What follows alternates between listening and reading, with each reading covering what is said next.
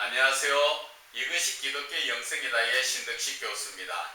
오늘은 영성의 현실적 실제를 위한 영적 유지라는 주제로 강의를 하고자 합니다. 그런데 이 시간 이전까지 26강까지 제가 영성에 대해서 강의를 한 것을 지금 잠시 좀 요약을 하기를 원합니다. 지금까지 영성에 대해서 먼저는 영성을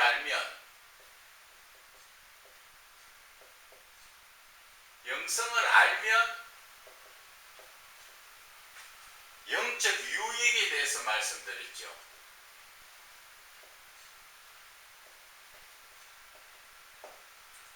영성을 알면 영적으로 어떤 것이 유익하냐, 우리의 그 신앙적 삶 속에서 그 영적인 부분을 제가 말씀을 드렸습니다. 그리고 두 번째는 영성의 정의,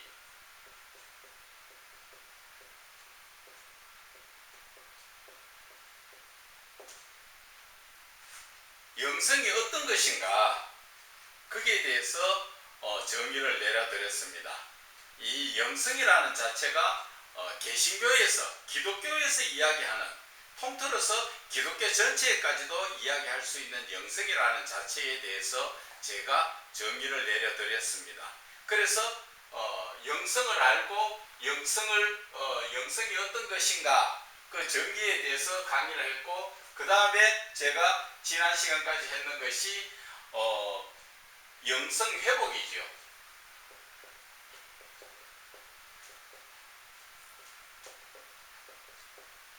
어떻게 해야 영성을 할 것인가. 그래서 제가 오늘 이렇게 영성을 알면은 우리가 신앙적 삶 속에서 어떻게 영적으로 유익이 있는가, 거기에 대해서 처음에 설명을 드렸고, 그리고 영성이 개신교에서, 즉 통틀어서 그 기독교 내에서 이야기하는 영성이 어떤 것인가 하는 것을 성경 자체에서 기준을 두고 또 그것을 정의를 내드렸습니다. 그리고 지난 시간까지는 이제는 영성을 어떻게 회복할 것인가, 거기에 대해서 말씀을 드렸지요. 오늘은 영성에 대해서, 영성의 실제를 위한 영적 유지,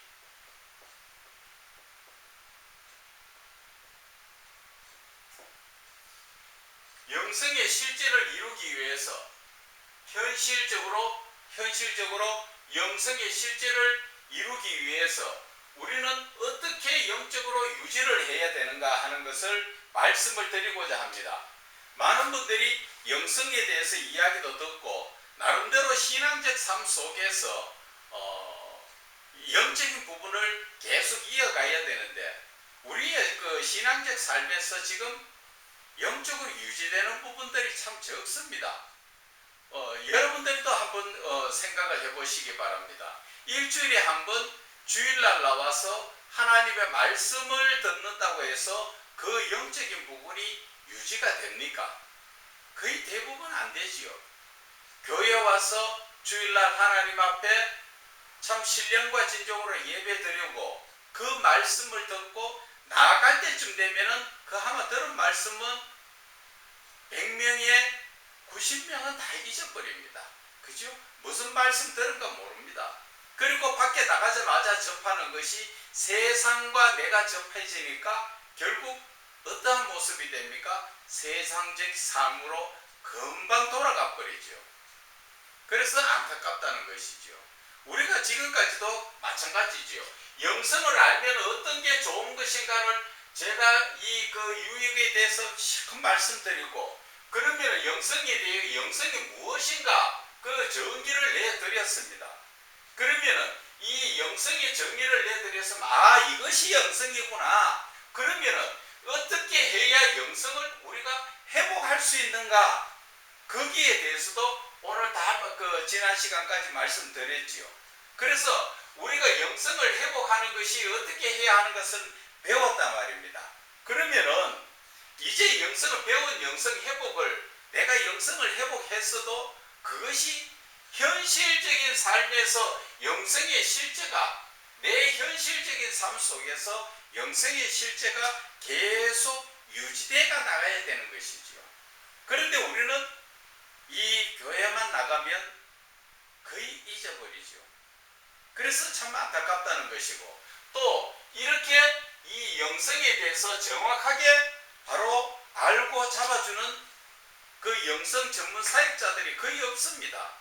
그래서 많은 분들이 영적인 것을 되게 갈급하게 여기고 찾아다니고 있는데, 이 영성 전문 사역자를 만나지 못하다 보니까 참 마음 한구석에는 예수를 믿어도 정말 영적인 깊이 들어가지 못하고 늘 애통한 그런 마음으로 사는 분들이 참 많습니다. 제가 가끔 이분저분 만나서 상담을 들어보면 정말 갈급해서 정말 뭔가 말씀 속에서 영적인 것을 바로 알고 싶고 이끌어주는 분을 찾기 위해서 많이 어떤 분들은 심지어 몇 년을 그렇게 헤매도 만나지 못했다 하는 분들도 가끔 있습니다. 그분들이 지금 이러한 이 영성에 대해서 바르게 알면은 누구 찾아다닐 것도 없어요. 이 강의만 들으시고 여러분들이 직접적으로 이 강의에 따라서 같이 행동해 나가시면 그것이 바로 올바른 신앙적으로 회복할 수 있는 길이 보인다는 겁니다. 그러면은 그때쯤 되면은 나도 모르게 나에게 성령님이 오셔가지고 영성에 대해서 더 깊이 있게 알게 해주시고, 그리고 영성을 우리에게 회복시켜 주시고, 그리고 나서 영성의 실제적 삶을 살게 해주시는 것입니다. 여기서 우리가 간단하게 한 번 더 말씀드리면 영성이 뭡니까? 영성이라는 것은 하나님의 형상이죠. 형상이고 하나님의 성품이죠. 자, 영성은 하나님의 형상이요 하나님의 성품입니다. 이 하나님의 형상은 하나님을 이야기하는 거죠. 하나님 자신을 이야기하는 겁니다. 하나님의 형상을 회복한다는 것은 하나님의 그 신적 성품을 회복하는 것이고, 하나님의 신적 성품을 회복한다는 것은 바로 하나님이 나와 함께 하신다, 바로 그거라는 것이죠. 그래서 이 영성을 이렇게 영성이 이런 것이라는 것을 알고 이 정의를 알게 되면은 그 다음에는 영성을 회복해야 되겠다 하는 것은 누구나 다 느끼는 것입니다. 무엇을 회복합니까? 하나님의 형상을 회복하고 하나님의 성품을 회복하는 것.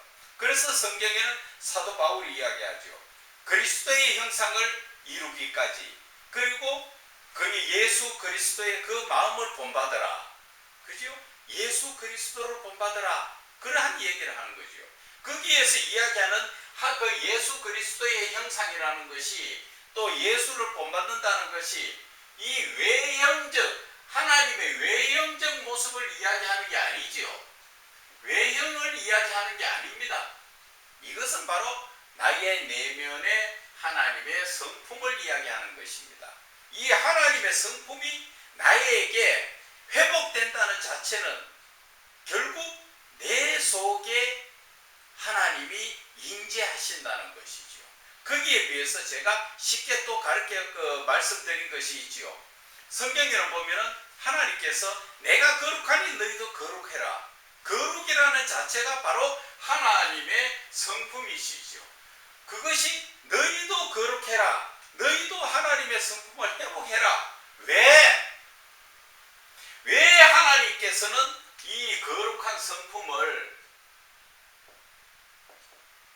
회복하라 하셨을까? 이 거룩한 성품을 왜 사람에게 회복하라 하셨을까? 그냥 우리가 살아가는데 죄를 떠나서 회복해라, 그런 의미가 아니죠. 이 거룩이라는 것은 요한복음 15장의 말씀과 우리가 연관지어 보면 쉽게 우리가 이해할 수 있습니다. 하나님은 사람이 거룩할 때 동행하지요. 아담 하와가 에덴 동산에서 죄 없이 거룩한 상태에서 하나님이 동행하셨지요. 심지어는 동물도 지으셔가지고 아담이 어떻게 부르는가 이름 짓는가 데려다 주시고 늘 하나님 이 관심 속에서 살았는데 아담 하와가 범죄로 말미암아 거룩성이 죄성으로 변질되고 나니까 하나님은 아담을 쫓아내셨지요. 지금도 하나님께서는 그 아담의 후손인 우리를 이 믿음이 거룩하게 되면 함께 하신다는 것이죠. 그래서 이 거룩이라는 자체는 바로 하나님께서 나에게 오시기 위해서 너희가 거룩하라는 거죠. 내가 거룩하고 깨끗해야 하나님이 거룩하신 하나님이 나에게 오신다는 것이죠. 그것을 또 뒤집어 이야기하면 내가 거룩해야 거룩하신 하나님 안에 들어갈 수가 있다는 것이죠. 그래서 요한복음 15장의 말씀은 너희가 내 안에 내가 너희 안에 그 말씀이 바로 하나님의 사랑을 이야기하지만 그것이 더 깊이 보면은 하나님이 거룩하신 그 하나님께서 나에게 동행하시겠다 그 이야기입니다. 그래서 영성이라는 것은 결국 하나님의 형상이요 하나님의 성품이지만 이 거룩한 그 성품이 회복된다는 것은 하나님이 나와 함께 하시겠다 그 이야기입니다. 그래서 이 영성이 제대로 알고 배워서 이 영성에 대해서 내가 영성이 그 회복된 삶을 살게 되면 얼마나 영적으로 유익한지 모릅니다. 그냥 그 기도할 때나 어떤 일상적인 삶에 조금 유익이 되는 그런 게 아니고요. 하나님이 일단 나와 함께 하시니까 한번 생각해 보세요. 하나님은 우리와 동행하시기 원하잖아요. 그 동행하시기 원하는 하나님이 나와 함께 하신다는 것이죠. 나와 하나님이 함께 하는데 신앙적 삶에서 막힐 게 뭐가 있습니까? 성경이나 기도나 찬양이나 말씀 자체 모든 것이 다 막힐 것이 없습니다. 왜? 능력의 하나님이 나와 함께 하시기 때문에.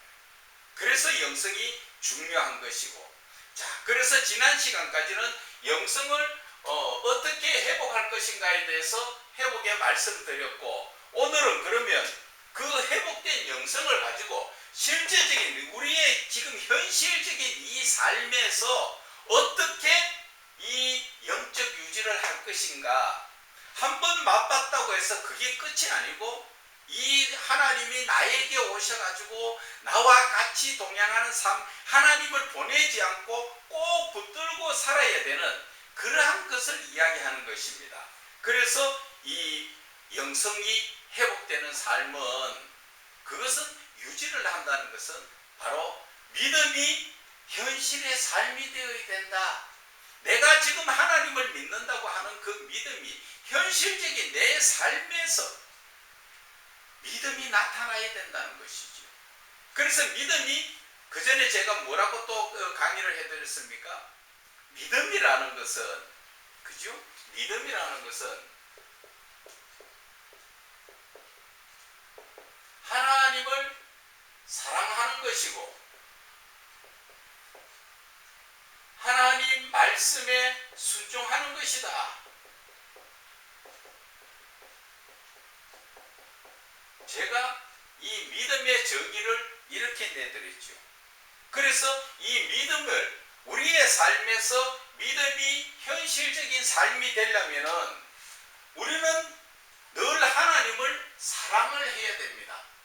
하나님 사랑한다는 것은 이 말씀에 순종하는 것이죠. 요한복음 15장에 나오잖아요. 하나님을 사랑하는 것은 그의 계명을 지키는 것이다. 그의 계명을 지키는 것이 바로 하나님을 사랑하는 것이다. 그의 계명이 뭡니까? 바로 우리가 지금 보고 있는 말씀이라는 것이죠. 그것을 지킨다는 건 뭐예요? 바로 순종을 이야기하는 것이죠. 하나님의 모든 말씀을 순종하는 것을 이야기합니다. 그래서 우리가 예수를 믿는다 하면은 그 하나님께서 우리에게 주신 모든 말씀을 우리는 지키려고 노력하면서 하나님께 기도하며 하나님을 의지해서 나아가는 삶, 그것이 바로 믿음이 현실적 삶이 되는 것입니다. 믿음이 현실적인 삶이 될 때 나는 비록 완전하지 못하잖아요. 사람은 완전할 수가 없습니다. 그러나 완전하지 못한 그 삶 속에 하나님이 나에게 임하시면 내가 완전한 삶을 살 수 있다는 것이죠. 그렇기 때문에 내가 부족해도, 내가 죄악 가운데 있어도 내 지금 마음속에 누구를 찾느냐는 것이, 그것이 중요하다는 것이죠. 저와 여러분이 현실적 삶 속에서 한번 우리가 자신을 갖다가 한번 잘 지금 한번 생각해 보세요. 여러분들은 지금 어떤 삶을 살고 싶어요? 하나님을 바라보는 하나님의 삶을 삽니까? 아니면 세상적인 삶을 삽니까? 그것도 아니면 하나님과 세상을 두루 여기도 좋고 저기도 좋고 그렇게 살려고 하십니까? 그러나 하나님은 하나님과 재물을 겸하여 섬길 수가 없다고 하고, 세상적 삶은 하나님과 원수가 된다고 이야기했습니다. 그렇죠? 그러니까 어떻게 살아야 된다고 하나님 말씀하십니까? 항상 내 삶에서 하나님 중심적 삶, 즉 너희는 먼저 그의 나라와 의를 구하라.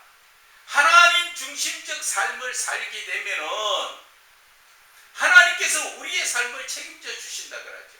그런데 우리가 현실적으로 이 지금 가정적인 삶을 바라볼 때 하나님을 중심적으로 사는 분들은 극히 드물죠.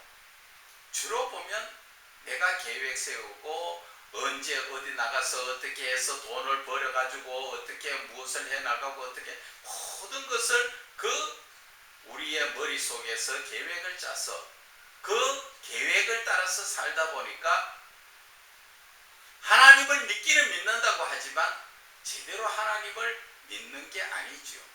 즉 하나님의 계명의 말씀을 따라 우리는 살지 못하고 있다는 것이죠.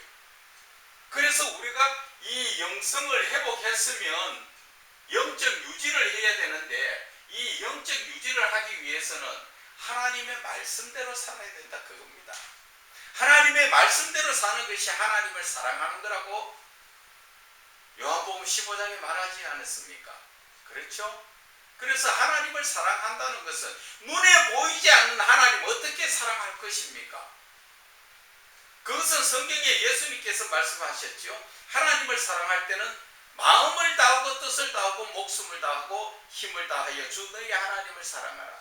다른 말로 이야기하면 하나님의 모든 말씀을 지키고 살 때 내가 마음을 다하고 하나님을 지키고 하나님 말씀을 따라서 내 죽을지언정 내 목숨까지 내놓으면서도 내가 하나님의 말씀을 따라 사는 것, 그리고 내가 뜻을 다하고 힘을 다하여서 하나님의 말씀을 지키고 사는 것, 그것이 바로 하나님을 사랑하는 것이고 그것이 그리스도인들에게 제1계명이지요. 그런데 우리는 예수를 믿는다고 이야기는 하면서 전혀 이 말씀하고는 같이 가지를 않습니다. 한 예를 들어서 보면은 유대인들의 지금 그 믿음의 삶을 보면요, 그들의 신앙심이라는 것은 하나님의 말씀, 모세 오경을 중심으로 해서 눈 뜨면서부터 시작해서 하나님의 말씀을 읽고 외우면서 밥을 먹어도 하나님의 말씀에 하라 하지 마라, 이런 음식은 먹지 마라 했다고 해서 그 음식들을 배제하고 딱 하나님이 먹으라 했는 말 그 음식만 먹으면서 그들이 그 삶을 살아가면서 늘 하나님의 말씀에 위배되지 않으려고 그렇게 발버둥 치고 삽니다. 심지어 저녁에 잠잘 때까지도 어린애기들한테도 하나님의 말씀을 읽어주고 잠들게 하지요. 그들은 하나님의 말씀을 지키는 것이 삶입니다.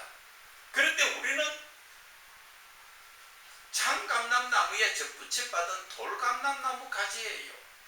그런데 우리는 택한 이스라엘 백성들보다도 더 못한 신앙의 삶을 가지고 있는데 성경에는 뭐라 그럽니까?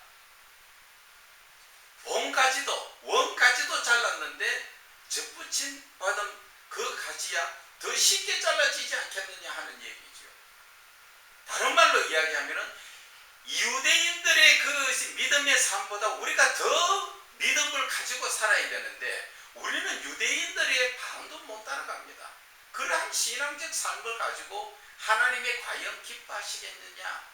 그래서 제가 말씀드리는 것은 하나님에 대해서 바르게 좀 더 알고 그래서 하나님과 더 가까이 가기 위해서는 우리가 어떻게 해야 되는가. 바로 영성을 알고 영성을 회복해야 된다. 그래서 이 영성을 회복했다면 회복한 것으로서 끝나는 게 아니에요. 이 영성은 회복한 그 유지를 계속 이루어 나가야 되는 거죠. 그래서 하나님의 말씀이 현실적인 내 삶이 되어야 된다. 다른 말로 이야기하면은 내 믿음이 온전히 하나님과 동행하는 삶으로 우리는 그 삶을 함께 해야 된다. 우리가 그 쉽게 이야기하죠. 임마누엘의 하나님. 임마누엘의 하나님이라는 말씀 자체가 뭡니까? 나와 함께 하시는 하나님.